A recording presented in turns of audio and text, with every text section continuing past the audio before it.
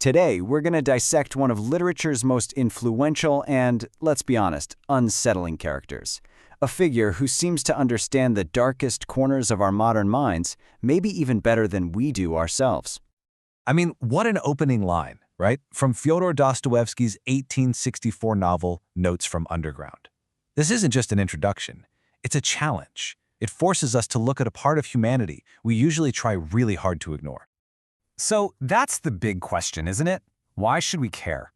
Well, it turns out this spiteful guy hiding out in his basement might just be one of the most honest reflections of the modern psyche ever put on paper. He's kind of a key to understanding our own messy contradictions.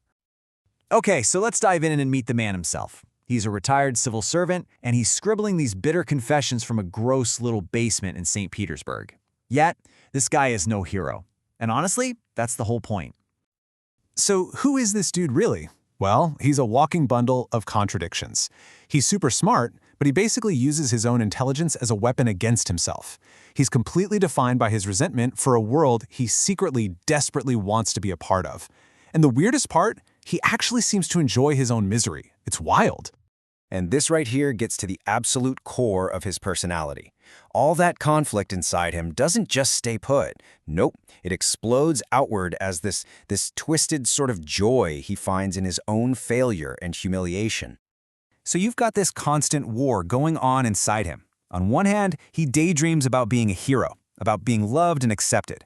But the second he gets even a little bit close to that, bam! His fear kicks in and he just viciously pushes people away. Every single desire for connection gets immediately blown up by an act of self-sabotage. And the story with Liza, wow. It's the absolute perfect and totally heartbreaking example of this. He meets her, and for a second, he feels something like empathy. He gives this incredible speech about hope and getting out, but when she actually takes him at his word and shows up at his door, looking for that real connection, he completely freaks out.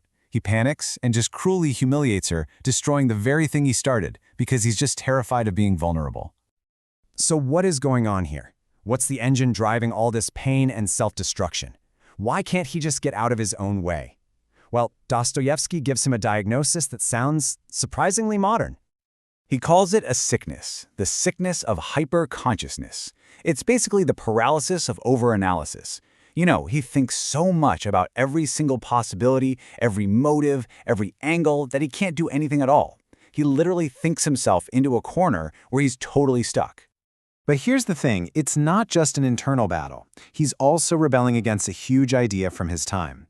He rails against this concept of the Crystal Palace, this vision of a perfect, gleaming utopia where science and logic have solved every human problem. And his response to this perfect logical world is just incredible. He says, 2 times 2 makes 4 is no longer life, gentlemen, but the beginning of death. To him, a world that makes perfect sense, where everything is predictable, that's a prison. It's not living, it's the end of living. And that's the key right there. That's why he chooses to be miserable. All his spite, all his self-destruction, it's his way of defending his own humanity. For him, the most important part of being human is the freedom to be irrational, to choose chaos over comfort, just to prove that you can. He'd rather be a disaster on his own terms than a happy little cog in someone else's perfect machine. So Dostoevsky is doing something brilliant here. This isn't just about one sad guy in a basement. He's taking this character and turning him into a powerful, lasting symbol for the modern world. That basement, it's not just a physical place. It's a metaphor for the subconscious, for that dark underground part of our soul where all the ugly, inconvenient thoughts we have fester.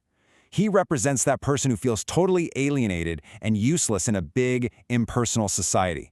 He's a walking, talking argument against the idea that progress is going to solve all our deep-seated problems. Okay, so this is where it all comes home, and this might be the part that makes us squirm a little in our seats, because the Underground Man isn't just some character in an old book. He's a mirror. I mean, think about it. Have you ever been so stuck overanalyzing a decision that you just do nothing? Or maybe push someone away when things were getting good just because you got scared? His problems aren't some dusty 19th century anxiety. They're our problems. They're right there in our own internal monologues. The technology is different, for sure, but that feeling, it's exactly the same. He was rebelling against a rigid industrial world. We're struggling with the pressure to put on a perfect face for social media, to perform for an audience while hiding the messy, underground parts of ourselves. And that's the wild paradox that Dostoevsky shows us through this bitter, nasty character. He's making the case that embracing all the messy, irrational, contradictory parts of ourselves isn't a flaw. It's actually what makes us truly deeply human. So, I want to leave you with this final thought. Maybe confronting our own inner contradictions, our own private underground, isn't a sickness. Maybe, just maybe, it's the only way to really genuinely know who we are. The real question is, what are we so afraid of finding down there?